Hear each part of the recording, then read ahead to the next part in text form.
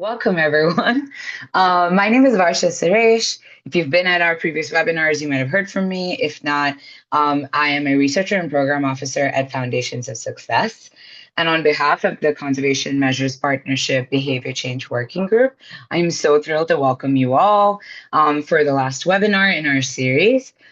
We are so excited that so many of you can join us today.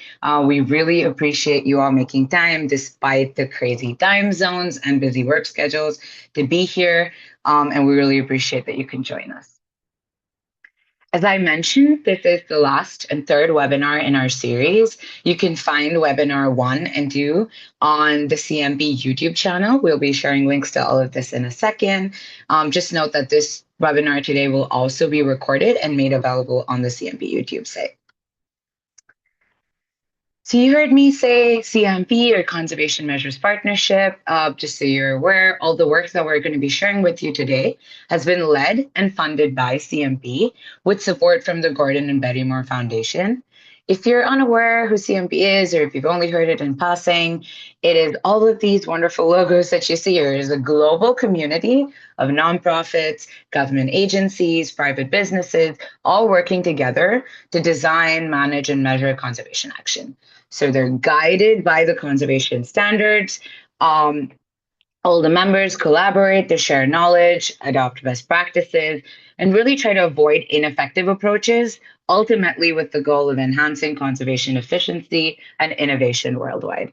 So the collaboration through that, these members contribute to a shared pool of expertise, transforming individual experiences into collective insights. And this is exactly what we have really tried to contribute to with all the guidance that we've developed, which I'll be talking to you about in a second.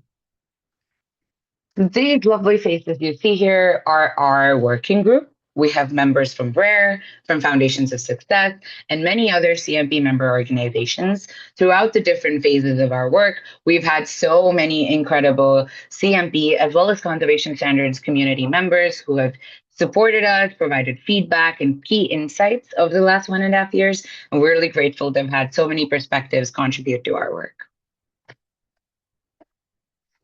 A little bit about what the working group has been working on. So we've really been focused on developing guidance for how practitioners in the field can apply or integrate behavior change principles into adaptive management. So the first thing we really focused on was updating the guidance that's included in the conservation standards to help make behavior change that's already been within it a bit more explicit. And if you're curious, what are the CS? The conservation standards are a widely adopted set of principles and practices that really bring together common concepts, approaches, and most importantly, terminology for conservation project design, management, monitoring. Once we finished this, the next thing we really focused our energy on was building a sort of tool that can really help practitioners get the guidance they need, examples to integrate into their work. So we built this website that lays out the theory, the guidance, examples to really help practitioners find what they need, whether that's just generic guidance or if it's specific building blocks that you can kind of pull into your work and use that as a starting point. One of the other very incredible things that we got to work on was work with 12 organizations to write up case studies from the field, real examples of how these teams have used behavior change principles and levers in their work to achieve the environmental and social outcomes that they set out to. So today you'll actually be hearing from 4 of them. So how today will go is that we will start with a short introduction to some key behavior change principles. My colleague Maria from RARE will be walking us through that. After which we'll be hearing from 4 teams, WCS China, ICAS, Durrell, and San Diego, after which we will have some time for questions and discussion. And if you're curious, how exactly do I capture my questions for all these teams and presenters? We've set up a separate slide deck, link to which will be in the chat any second now. And if you open that link, you will be able to access it. You will have added access, and you can just find the slide that refers to the presenter who will be speaking today. So go in any one of those sticky notes, put your name down and add your question. And we'll be taking a look at all the questions as the presentations are going so that we can pose our presenters with some panel questions at the end. And don't worry if we don't get to any of the questions by the end, we will be collecting answers and sharing them with you in our follow-up email, along with all the links that you'll see in the chat throughout the webinar today. All right, with that, I will pass it to my colleague Maria to walk us through some behavior change principles. Thank you, Varsha. Hello, everybody. My name is Maria. I am the manager of partnerships and outreach at Rare, and I'm very, very excited. These webinars are always so fun and so engaging, and I'm particularly excited to showcase the work of these four teams who have joined us today. So before we get into what each of the teams have been working on, let's do a little bit of making sure we're on the same page here. So, virtually every conservation, environmental, sustainability challenge has at least one thing in common. And that thing is behavior, and specifically human behavior. But let's be very clear about what it means when we actually say the word behavior, because sometimes in lay conversations, day-to-day conversations, when we say behavior, we may actually be referring to one of these other things. And so when we talk about beliefs, this is something that you know or accept to be true. So to use recycling as an example, I know that recycling is important. That is my belief. Attitudes is when you assign a value. So I think something is good or bad. I think recycling is good. Intentions is what you plan or intend to do. So I intend to or I want to recycle. To be very clear, this does not mean you are going to recycle. Think about the behaviors that you've wanted to change in your own life. I intend to get out of bed earlier tomorrow. Will I? I don't know. I intend to go for an extra walk. Will I? I don't know. And so we have these beliefs, we have these attitudes, we have these intentions, none of which are actual behaviors. The behavior is the actual action, the actual thing that you do or do not do. I recycle. And so we have to also keep in mind that behaviors are take place within a context, right? They don't take place within a vacuum. And so there are recycling bins in my city allows me to perhaps think that recycling is important, think that recycling is good, intend to recycle. There's the ability for me to recycle because there's infrastructure. And as a result, my behavior is that I recycle. And so another thing that when we're thinking about behaviors, when we're thinking about, okay, well, what does it actually mean to change a behavior, or how do we make sure that there is a path to that behavior change?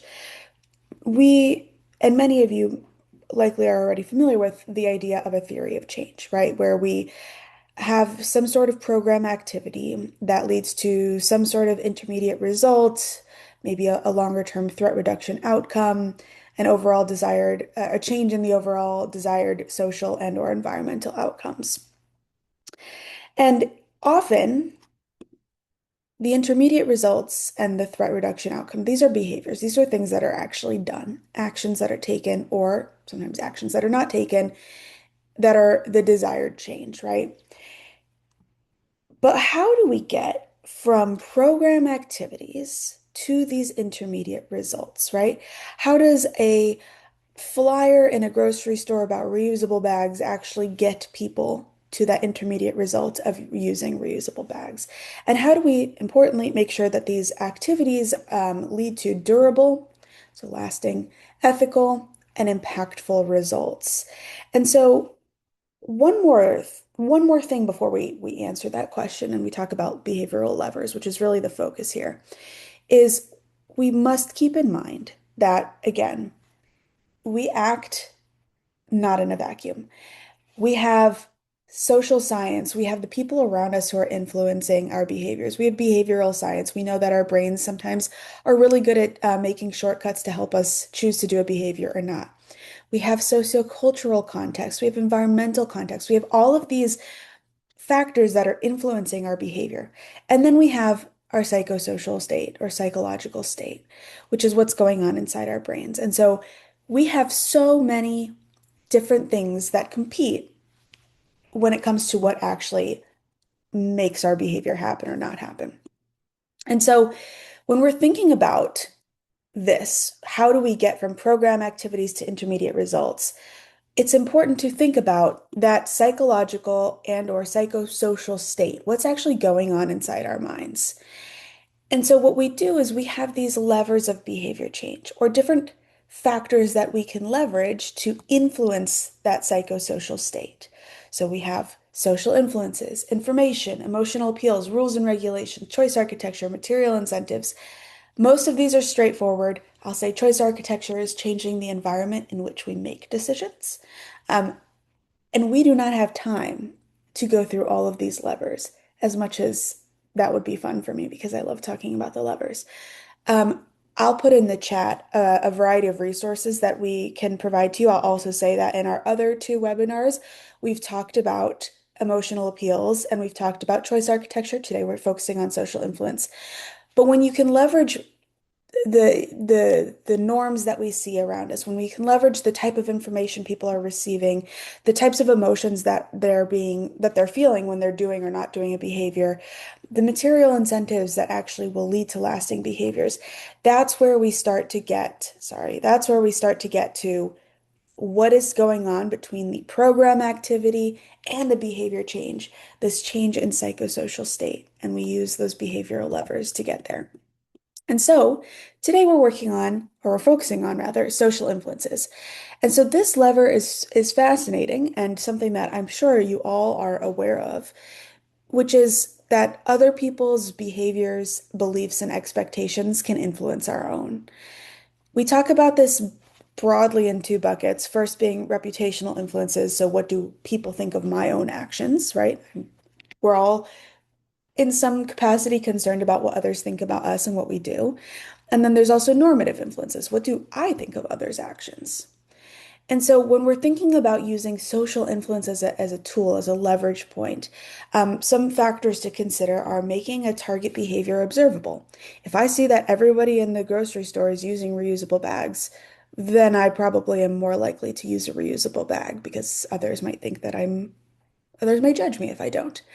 Highlighting others who are doing the target behavior, celebrating when behaviors are actually done, and then sharing social expectations about that target behavior, making it clear that this is a norm and not just a one-off or a fad, something that'll go out of fashion.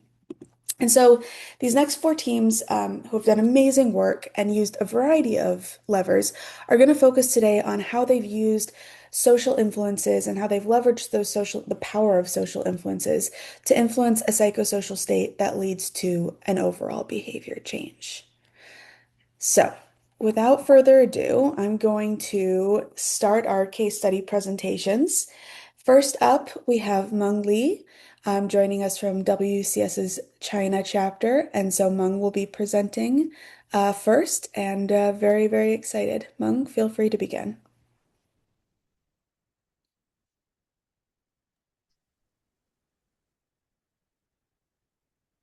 I think she was having some microphone issues that she just messaged me about. I wonder if we can maybe skip to the next presentation and come back to WCS China just to give her a second. We sure can. Nothing if not flexible over here. Then next up, and sorry for everyone as I'm rapidly going through, Alno, are you ready to talk about giant armadillos and beekeepers? Absolutely, yes. Can you hear me? Uh-huh, we sure can. Okay, well, good morning, good afternoon, good night to everybody. I don't know where you all are. My name is Arnaud Debier, and I am the president and founder of a small Brazilian NGO called ICAS, which Instituto de Conservação de Animais Silvestres, Wild Animal Conservation Institute, whose mission is to promote a more harmonious coexistence between people and wildlife. And we focus on two South American giants, the giant armadillo and giant anteater. And today I'm going to talk about one of our projects, which seeks to promote coexistence between giant armadillos and beekeepers. Next slide, please. This project occurs in South America, in Brazil, in the state of Mato Grosso do Sul, and focused on the Cerrado landscape. The Cerrado biome is kind of a grassland scrub forest habitat. And as you can see from this little map, um, a lot of the cerrado has now been altered for human use, especially for commodities such as eucalyptus, sugarcane, soy, and there are now only 69 fragments that are more than 25 square kilometers that are a suitable giant armadillo habitat. And it's in these forested habitats also that beekeepers place their hives to produce honey through wildflowers. And so we're dealing with an area where there's a lack of habitat. And so beekeepers have been complaining. Next slide, please. And it's a video. Beekeepers had been complaining that they were having a problem with giant armadillos knocking over their beehives. And so we placed some video cameras to try to understand what was happening with this behavior. I can't see the video. I don't know if it's working. Yeah, let's see now. And so we placed these cameras, and yes, indeed,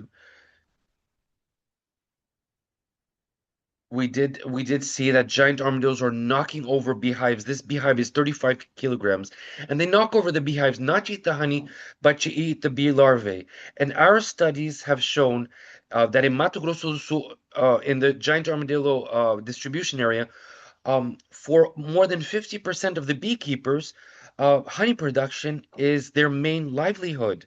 So giant armadillos can have a huge impact, and this conflict leads, therefore, to retaliation, and that often means poisoning the beehives, the fallen beehives, which not only kills the giant armadillo, but all other species of fauna, such as giant anteaters, tyra, armadillos, and of course, poisons the water table.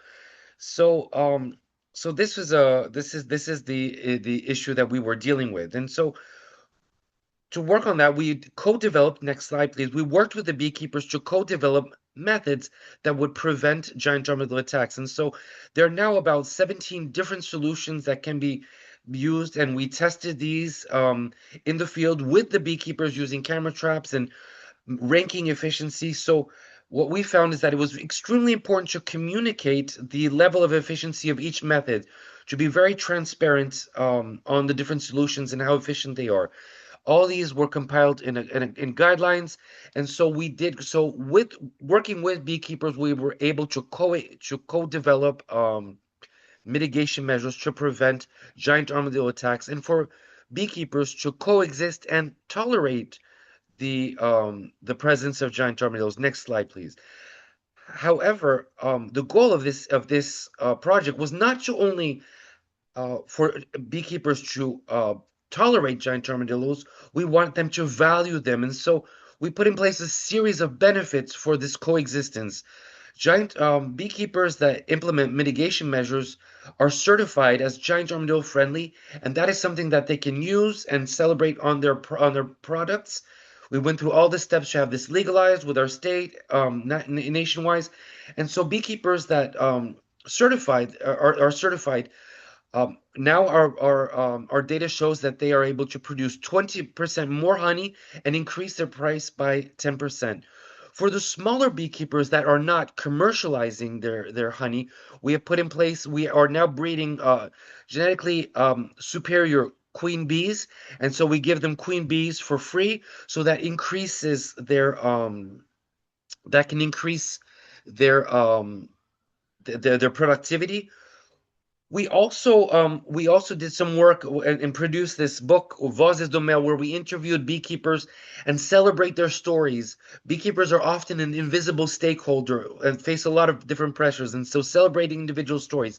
You can see the QR code on this honey. So for when you buy the honey, not only there's a whole thing telling you about that this beekeeper is saving giant armadillos and coexisting with giant armadillos, but there's also the QR code leading to his story.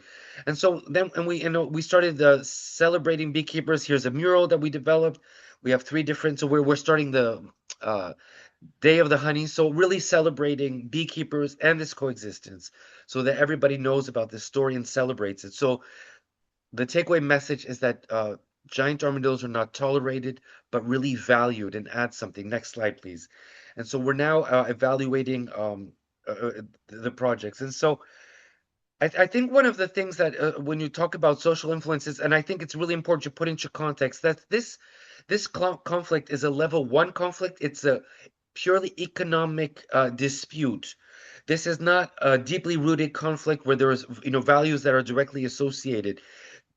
It's very different, for example, from the Jaguar Rancher conflict. So this is a dispute that we had a PhD student, Mariana Catapani, who evaluated this and really showed that this was purely economic. And so there was, you can provide that solution. However, the interviews showed that when beekeepers tried several times to resolve the problem, and if they were frustrated in their efforts, we became a level 2 conflict. And that's why communication and transparency was so important in this project, which means explaining every method. We have developed WhatsApp groups, and we have a lot of communication between beekeepers and the project to always keep communication flowing and transparency. Next slide.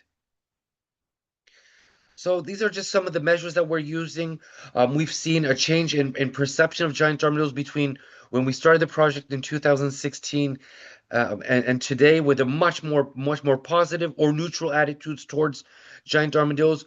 A huge increase now in adoption of mitigation measures, effectiveness of measures, and also, satisfaction of project, and that 97% would recommend the project. So we just finished this phase of evaluating the project, and the next step next year will be to start to expand the project throughout Brazil, and then in the next few years, in the next, I don't know, in the next 3 or 4 years, expand it throughout the giant armadillo range throughout South America.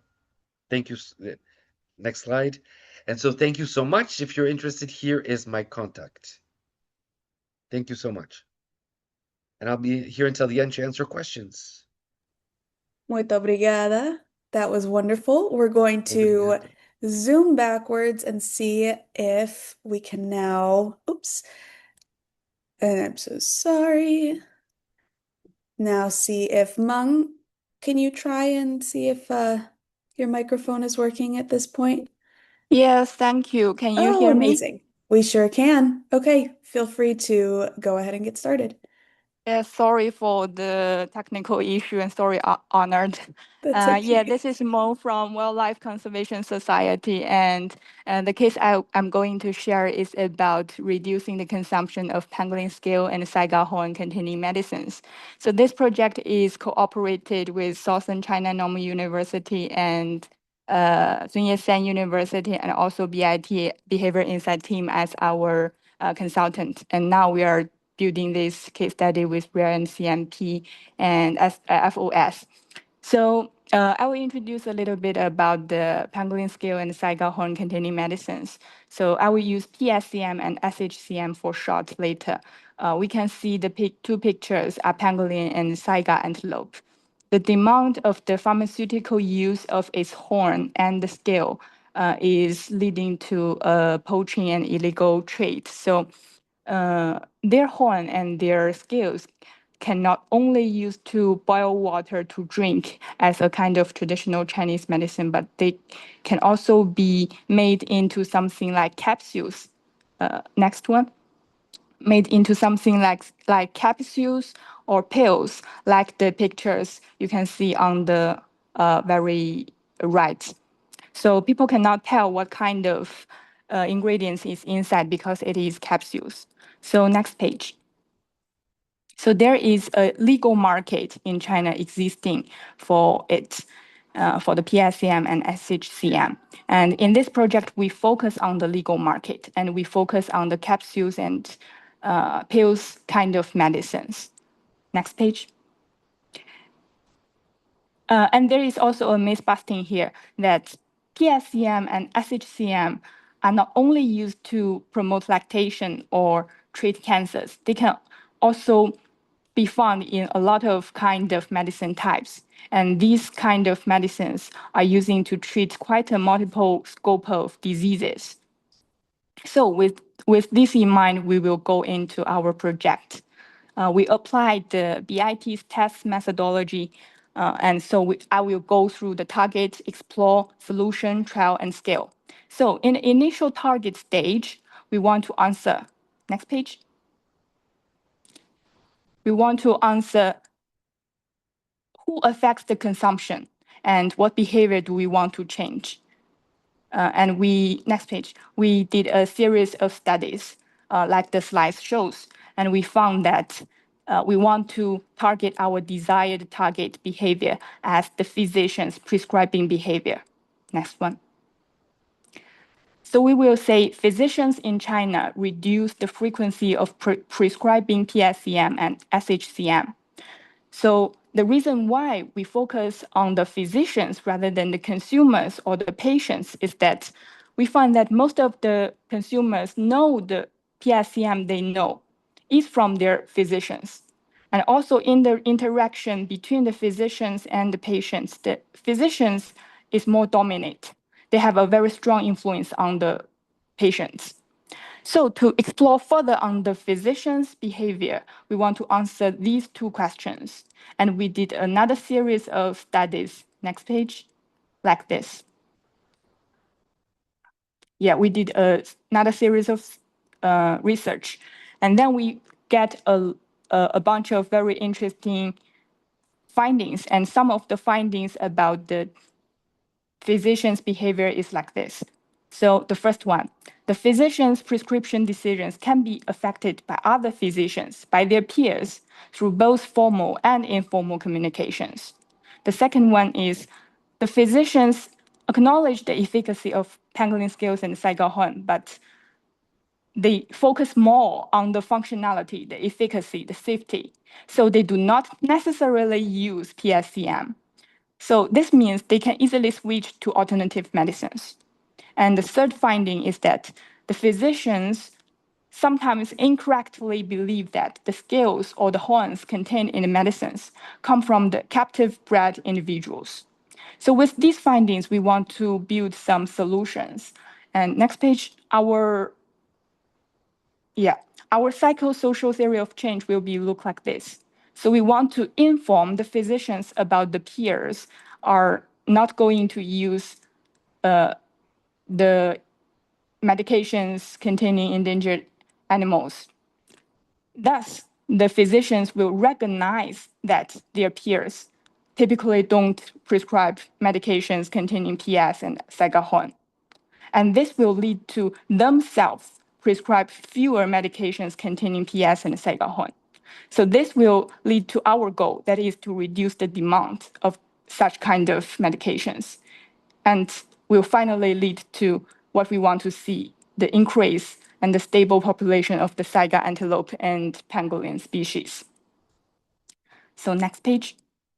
What we did is that we post the behaviorally informed message to the relevant department physicians to discourage their prescription. So we cooperate with Chunyu platform to post messages on the platform. This platform is an online medical consultation platform, and a lot of physicians across China are using it. Next page. So we post the message like this in blue. 86.4% of the physicians on Chunyu platform prefer to use medications not contain endangered animal ingredients, blah, blah, blah. So we want to test how it's effective. So we have a control group with nothing there, and we have two treatment groups. And with treatment 2 group is the social norm 1. So let's see how is the result. We can see in the graph that the physicians who were exposed to the both treatment groups were statistically significantly less likely to prescribe target medicines compared to the control group by 5.5% and 6.6%. So this is a very good result. And we want to focus on this case is that next page. What we want to focus is that the campaign targets on the change of the habit of physicians rather than the individuals who use the prescription, that is the consumers or the patients, because the physicians are the group of people that have a more stronger influence on the whole things. And we also find out that emphasizing the social norms has a great impact on physicians' prescription behavior. So this is the case, and thank you very much.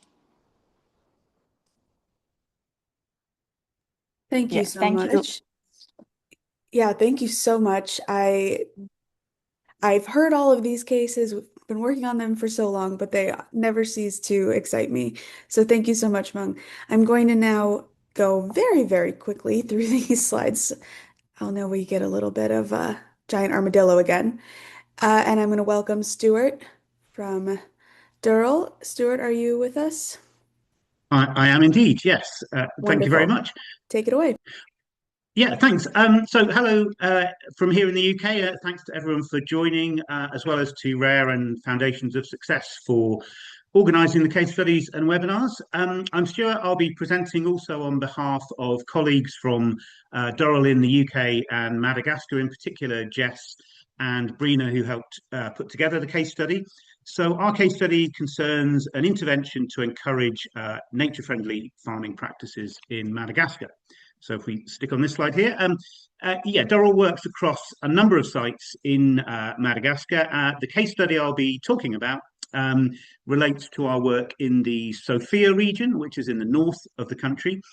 Lake Sofia is at the heart of this region, and it's home to the world's rarest duck, the Madagascar pochard, which is called Fotsi Maso in Malagasy, which means white eyes. You might just be able to see the whites of the eyes of the duck in this photo here. Next slide, please. So for a number of years now, we've been helping to set up farmer field schools in Sofia with the aim of promoting farming techniques which are nature friendly as well as productive in terms of supporting food security and crop variety. From a conservation point of view, these techniques can help to avoid things like runoff and siltation into the lake, which can be harmful to the pochard and its food sources, as well as limiting the need for further forest clearance for farming and the use of chemical pesticides and herbicides. There's not time to go into all the approaches that are supported through the farmer field schools, but they include things like the use of line planting techniques for rice growing, approaches for preparing organic compost, and the use of traditional methods and rice varieties. So the farmer field schools approach involves the development of knowledge and skills through training, as well as some provision of inputs such as seeds and other resources to communities. Next slide, please. And as well as training and the material inputs, another important dimension, particularly relevant for this webinar, to our work is helping to normalize and spread the use of these new techniques.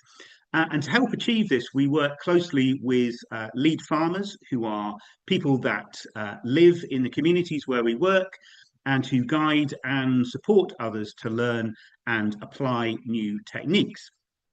And this means that the farmer field schools are not just about formal instruction, but they're also networks for sharing knowledge and for social learning. The local lead farmers have the credibility, the connections, and the shared perspectives that can help establish these new techniques. And they're also people who can support the process year round and once any formal training or funding has completed. Next slide, please. Yeah, so we're confident that this approach has been effective in Sofia on the basis of household survey data that we collected at the end of our first 5-year tranche of funding. And this was a survey of community members in general, not just people who participated directly in farmer field schools. And on the chart here, you can see the levels of awareness across 18 different agricultural techniques, which are labeled A to R. On the x-axis there, that were supported through the farmer field schools. And the red points on the chart are the levels of awareness of these techniques within the intervention communities where we worked. And the black points show levels of awareness in 2 comparable control communities where we didn't set up farmer field schools. And as you can see, across the different techniques, levels of awareness are higher in all cases in the intervention communities. Again, there's not time to go into what all these techniques are, but for illustration, 3 examples which are represented here by the letters A, I, and K on the x-axis are the techniques of line planting, intercropping, and crop rotation. For anyone who's interested, there is additional material linked from the case study online that explains more about the techniques and how they relate to the data I've shown here. Next slide, please. But awareness of something isn't as important as actually doing it, as Maria talked about at the start of the webinar. So even more important is to see whether these techniques are actually being put into practice. And this second chart here shows that people are indeed using them for farming. In some cases, the techniques have been very widely taken up at above a 75% level. In other cases, they're not quite as widespread, but in all cases, people are applying the techniques in intervention communities at a higher level than they are in the control communities. Next slide, please. Alongside the household survey, we've also been carrying out some qualitative interviews with households in Sofia. And I've shown here a few sample quotes from people from these interviews. And the first quote here, I think, nicely sums up the appeal to farmers of the new techniques. As this person puts it, in the past, they needed to use 7 containers of seeds for rice growing, but now only 1 is needed. And the other 3 quotes on this slide here capture the more social aspects that come from the farmer field schools, with community members talking about teaching and sharing knowledge with others. These quotes are actually from quite recent interviews, so they're not included in the case study itself, but I thought they were quite helpful to show how norms and practices are being spread and shaped on the ground. Next slide, please. There's one final thing I wanted to mention about our work in Sofia, because I think it shows the importance of good community relationships for conservation. So in early 2024, there was a period of extreme weather and torrential rain in Sofia, which led the lake to actually collapse as a narrow channel of water turned into a river that almost completely emptied the lake. However, in the face of this emergency, Durrell was able, alongside our partners, the Wildfowl and Wetlands Trust, able to work very quickly with communities and to bring back the lake by using, first of all, temporary materials to shore it up, and then by building a permanent dam. And the good news now is that the lake levels are returning to normal, and the Madagascar pochard is again living happily on the water there. So this is quite a good conclusion to what could otherwise have been a pretty horrible situation. So I'll need to leave things there. Final slide, please. But yes, happy to answer any questions, and please do check out our case study online. Thank you so much, Stuart. I hadn't seen those quotes yet. As you mentioned, they're not in the case study, so that was really exciting for me to see. Wonderful. Thank you. Thank you. Before our final presentation, Liz, I'll turn it over to you in 30 seconds. I just want to remind folks to please put any questions for the teams, the presenters, in the PowerPoint that is in the chat. I know some people have already started, but those are just welcome you to add as many questions as you'd like. So Liz, are you with us? I'm definitely with you, even though it's Amazing. 6:40 a.m. 6:40 a.m. You're doing fantastic. All right, Thank Liz, you. take it away. So I'll be talking today about changing care, saving bears, rethinking postpartum care in Cambodia. And I take absolutely no credit for that title. That, of course, was Maria and Jacqueline, who are the brains of the case study we put together. But I'll talk really briefly about San Diego Zoo Wildlife Alliance, if you could go to the next slide.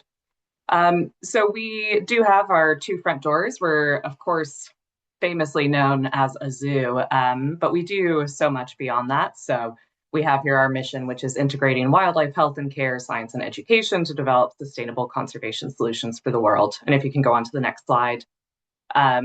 So we really work all over, truly a global effort.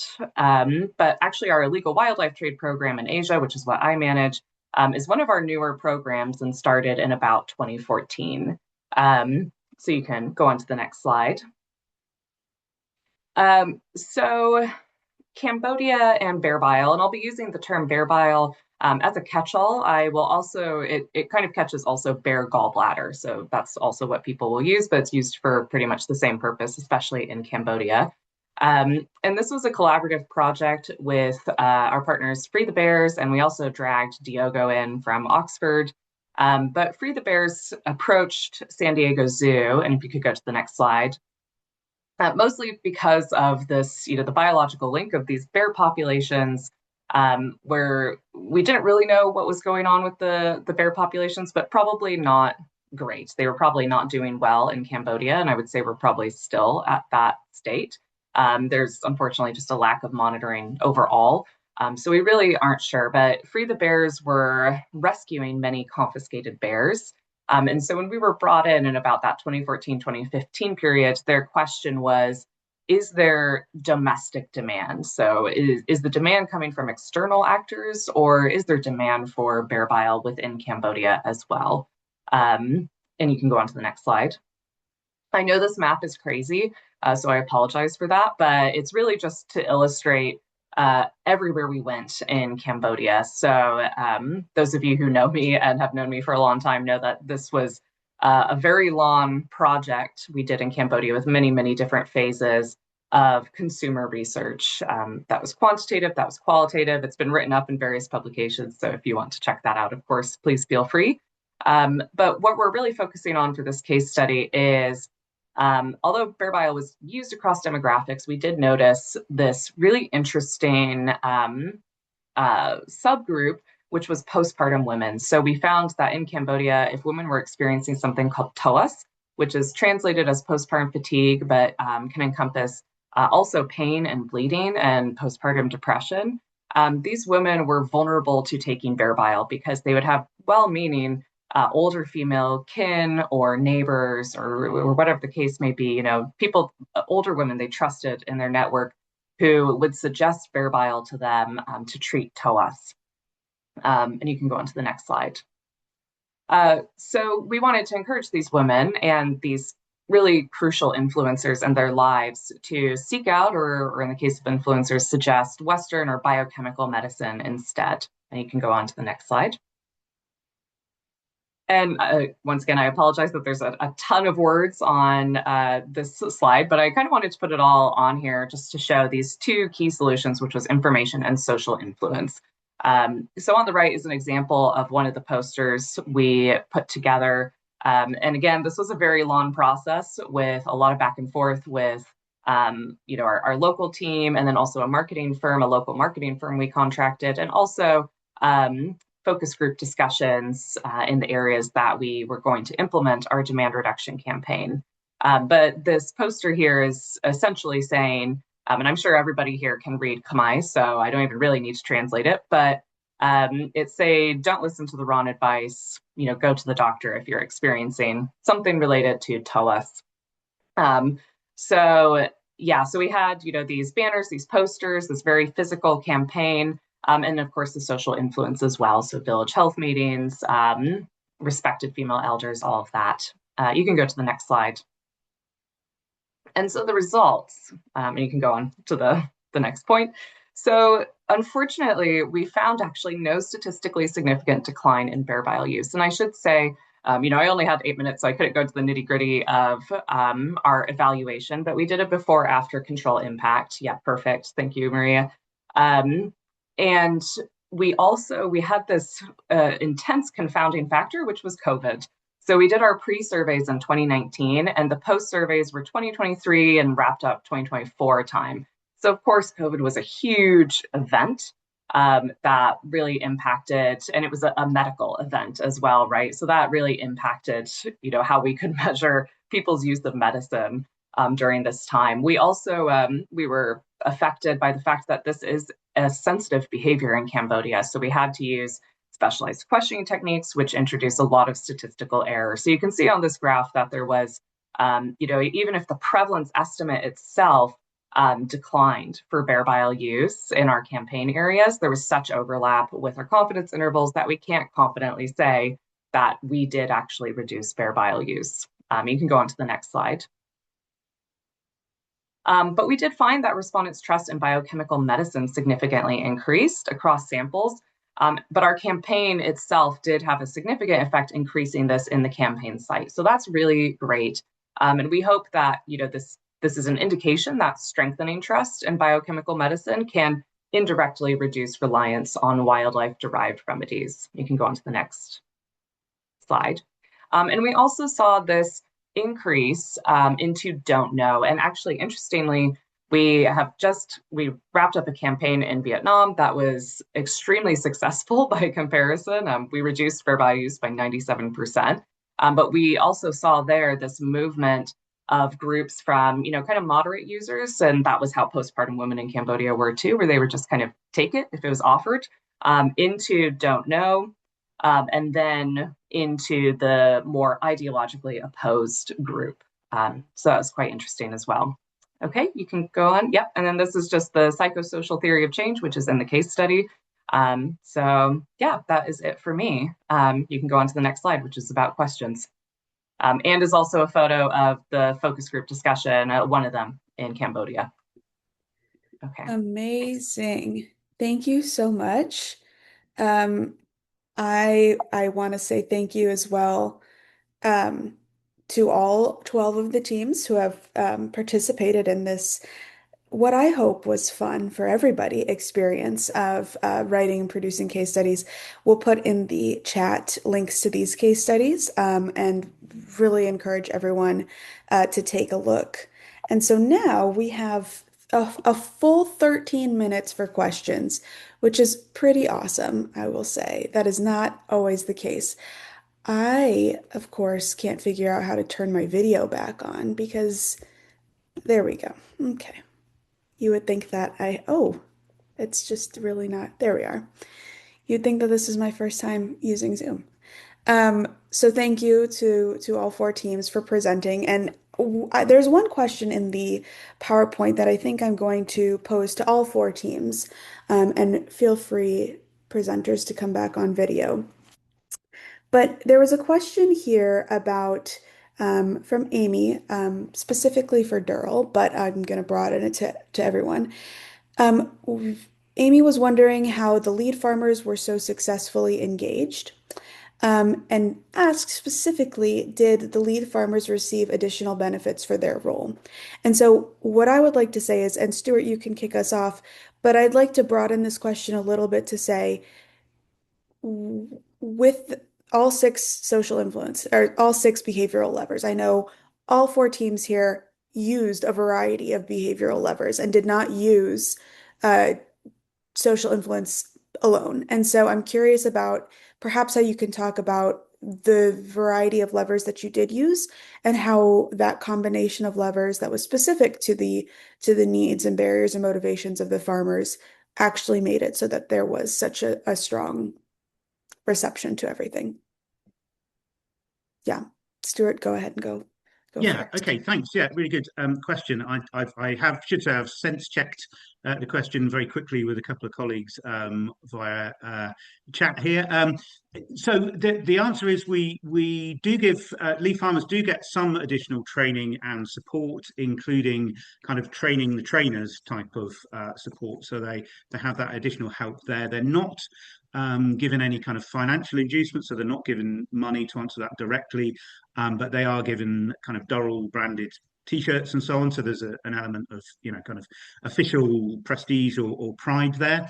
For some of the techniques I talked about, we think the setup for the lead farmers is given to them first. So, for example, for compost making, that we give a setup that enables them to do that, which we aren't able to give to everybody. But nevertheless, community members can visit the kind of demonstration plots to see how that works. In other cases, we provide resources to everybody. So in the case of provision of seeds, the lead farmers get the seeds, everybody else does too. Jess, who's on the call there as well, made the point that it's fair to say lead farmers often tend to have a bit more land than other community members, and so there might be people who are a little bit more willing to take the risk of new approaches, and so it's good for them to do something first because it's sort of safer for them, whereas people with less land are maybe a little bit want to see the effects before they're willing to try it. Yeah, I hope that answers it. Jess, was there anything you wanted to add to that.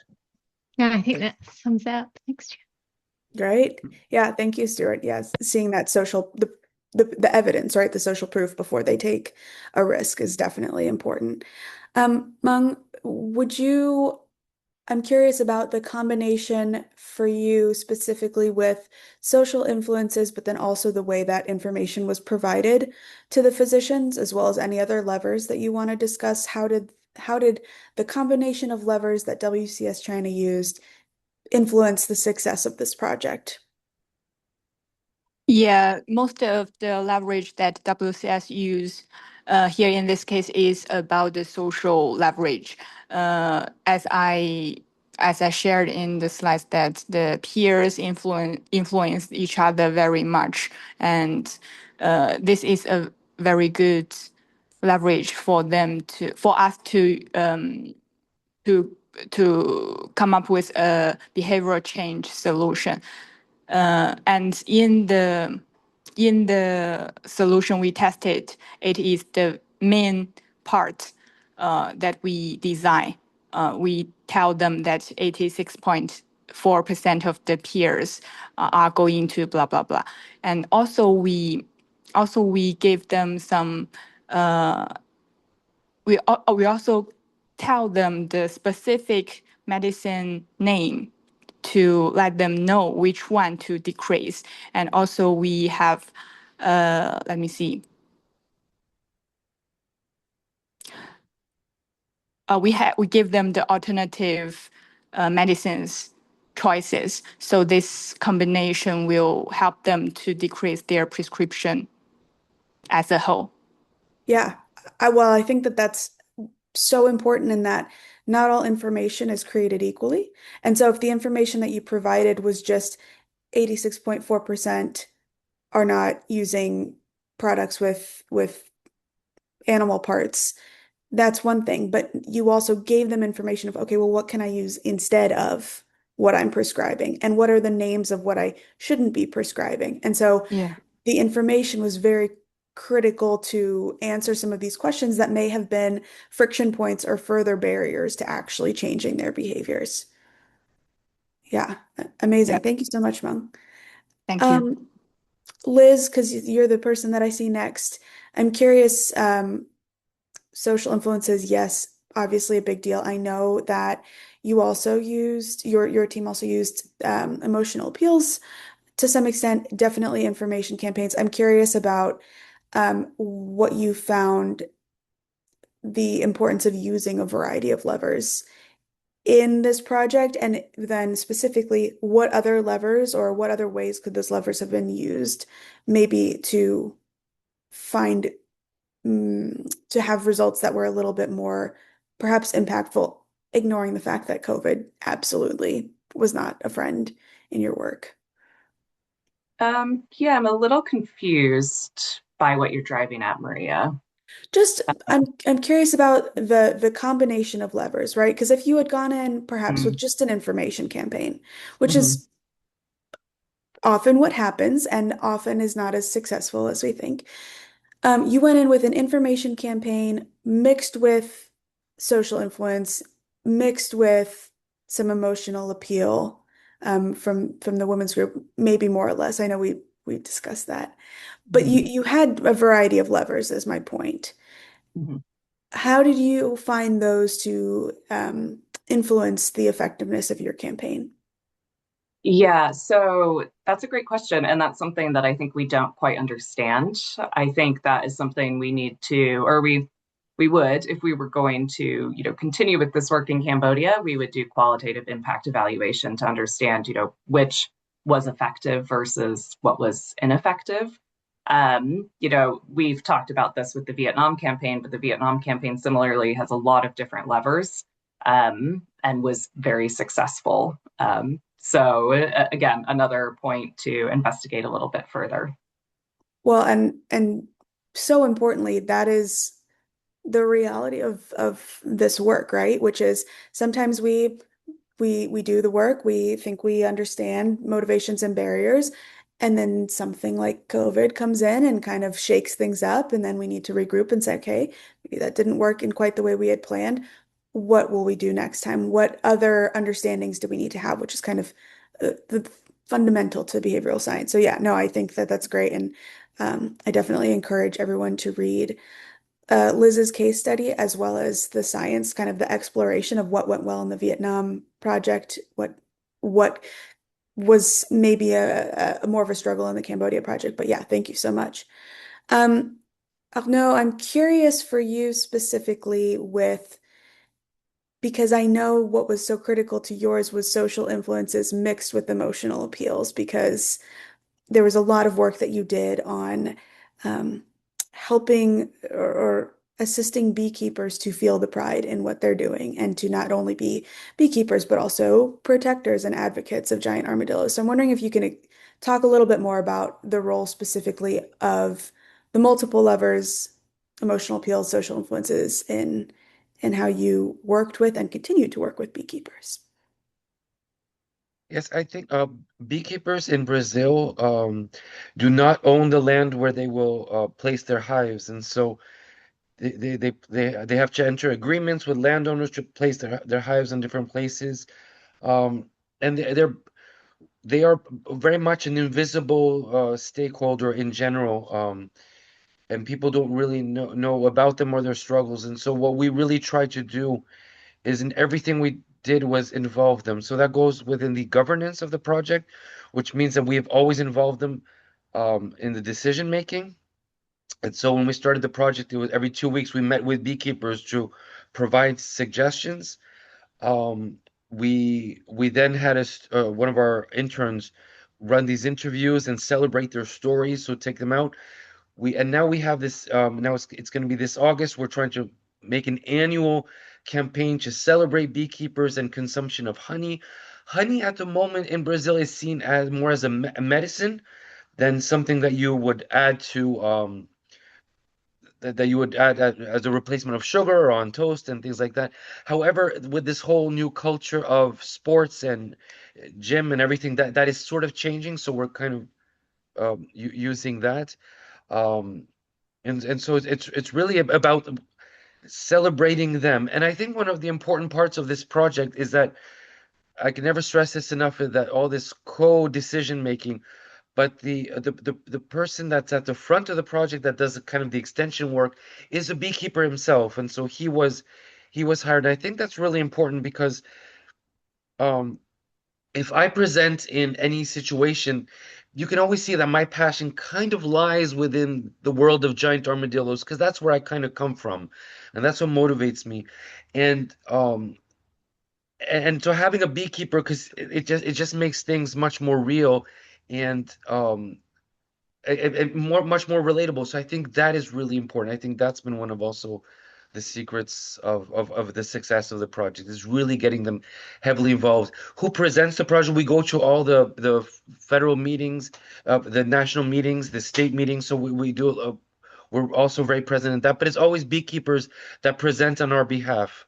And so it's yeah. So it's really a project that's led by beekeepers for beekeepers, etc. Amazing. And I also really want to try that honey. Well, thank you, everyone. Thank you to our four presenting teams. This has been amazing. I encourage everyone to go read those case studies. Varsha, I'll turn it over to you for final housekeeping things. Yeah, sure. Thank you so much, everyone, for sticking around until the very end. We really appreciate that you could be here with us today. Just a note that we'll be sending a follow-up email with all the links that came through in the chat. And this webinar was recorded and will be made available on the CMB YouTube channel, along with the other two that we hosted in May and earlier in June. Thank you so much. And hopefully you will look at our website and be sure to reach out to us if you have any opportunities you want to engage with us with, or you want to be part of this work.